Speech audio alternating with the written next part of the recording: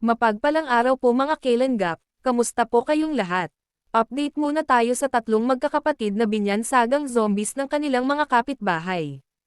Kamusta na nga ba sila matapos mabisita ni Kuya Rab kasama ang Kalenggap team?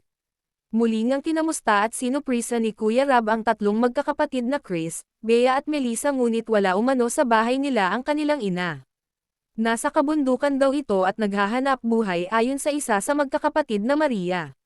Sa tagpong ito nga ay maraming biyayang dala sila Kuya Rab para sa magkakapatid na ito, subalit para bang walang nagbago sa pangalawa nilang pagbisita dahil hindi parents sila umano nagsasalita at nakikipag-usap kila Kuya Rab.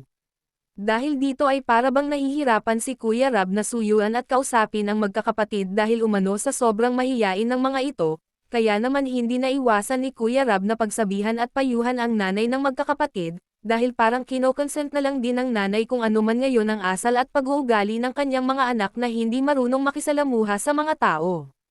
Nagulat naman si Kuya Rab dahil bigla na lang nag-sorry ang nanay ng magkakapatid dahil sa usaping pera na binigay nila Kuya Rab. Ano nga ba ang tunay na dahilan ni nanay sa paghingi nito ng sorry kay Kuya Rab? Halina't ating alamin. Mamaya na lang. Siguro ay wala pa talaga sila mga kalingap tiwala sa atin po. Kasi ganito sila. Sige, kung yan ay medyo di pa kayo natutuwa, meron pa kaming pasalubong. Kuya, yung pasalubong pa natin dyan, yung tsinelas.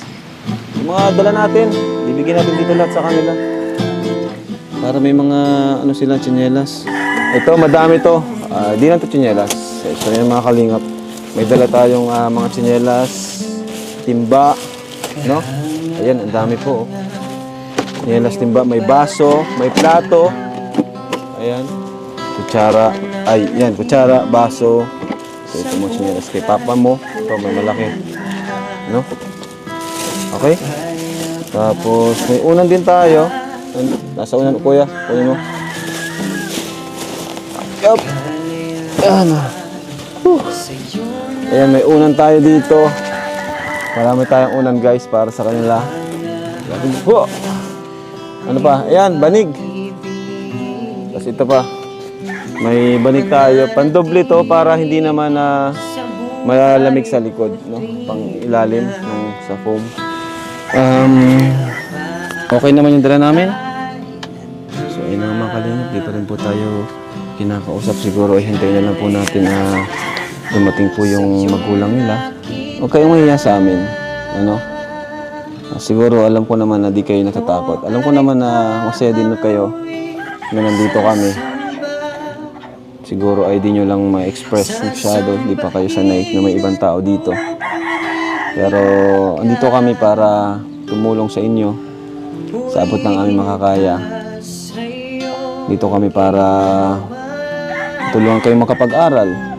Kasi sayang, sayang ang panahon, mga bata pa kayo, magaganda naman kayo, may itsura naman, no? Di pa rin po talaga sila umiingit. Ito, hintayin na lang po natin dumating yung kanilang magulang, si nanay. Uy, andyan na si nanay. Ay, nay, pasensya na po, dito na kami sa loob. Pwede pa lagay mo nga ko yung sagap sa ano niya, ito i-clip mo. Yan, sa may damit. At, so ayan nay. At pumasok na kami nay, no? May dala po akong pasalubong sa inyo nay. Ito po nay. Alam niyo po ito nay? Jollibee. At di pa daw sila nakakain ito. Kaya ito naisip ko para matuwa naman sila. Saka may dala rin po akong kama, kutsyon. Okay ba nay? Ayos ba yun nay? Tapos may dala akong ayan, unan, mga tsinelas po. Nay, mukhang hindi talaga ako kinakausap nay. Paano kaya yun nay? Anong gagawin natin? Nahiya po ata sa akin ko nay. Nay. Huwag na po natin pilitin. Huwag po natin silang i-force na gawin ang bagay na mas hintayin po natin gawin nila yun pakunti-kunti. Kasi masasanay din po yan. Ano? So, ano masasabi nyo na dito sa dala po namin?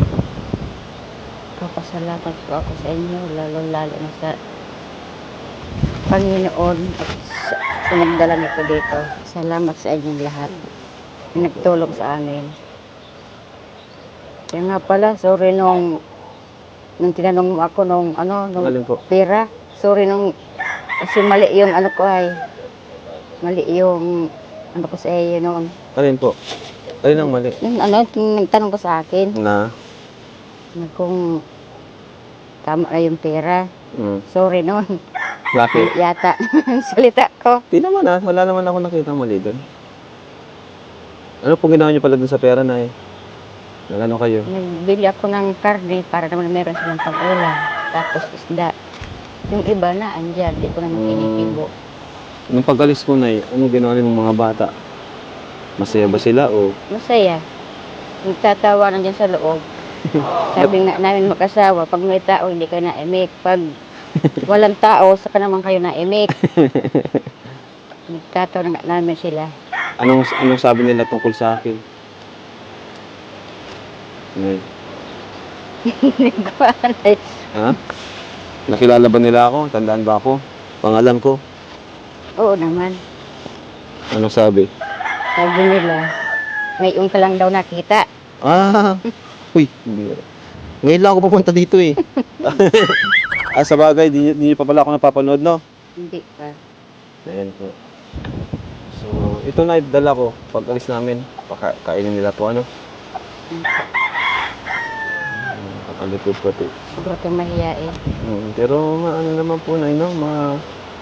Magaganda naman po, ano? Ba't po mahihain silang ganyan, sobra? Magaganda naman po sila. Ayan po. Ha? Hindi, kahit daw po sa labas, ano sila eh. Sabi ng mga kapitbahay, kahit daw po dyan sa labas, talagang nakayuko lang po sila. Kayo ko nga, yung tatlo. Turuan nyo, Nay. Tulungan nyo rin po. Sabi ko nga sa kanya Sa sunod dapat. po, pwede, isama ko kaya sila sa labas. Papayag kaya po. Kasama din po kayo. Para makapasyal naman, masanay sa tao. Tapos naman po sila. Hindi na, dapat bilang magulang, kayo po ang susunod din para sa kanila. Di ba po? Hindi yung sila ang susunod. Siyempre, mas alam niyo po yung tama. Dapat marunong silang makisalamuha sa tao. Kasi gusto niyo ba na tumanda silang nandito lang? Hindi.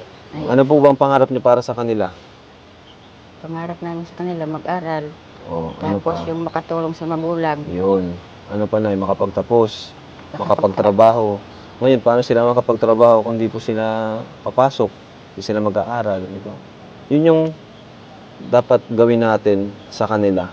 Ano na, yung matrain sila na may ibang tao pa dito. Di ba sa medyo bundok bukas itong lugar nyo, ano na, sino na yung pinakamadaldal dyan? Hindi ko lang po tatlo niya.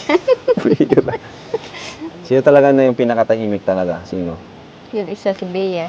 Oo nga, hindi mo talaga makapasalita yan sa Tahimik yan. Sa inyo ba, Nay, may mga tahimik talaga? Ikaw na, tahimik ka ba nung bata ka? Kung nung bata siya, ako tahimik ako. Hindi ko alam kung kaya nagmanan ibang yan. Ilang taon ang pinakamatanda na? Ito si Chris. Hmm. Ilang taon na po siya? Ah, Limot mo na, Nay.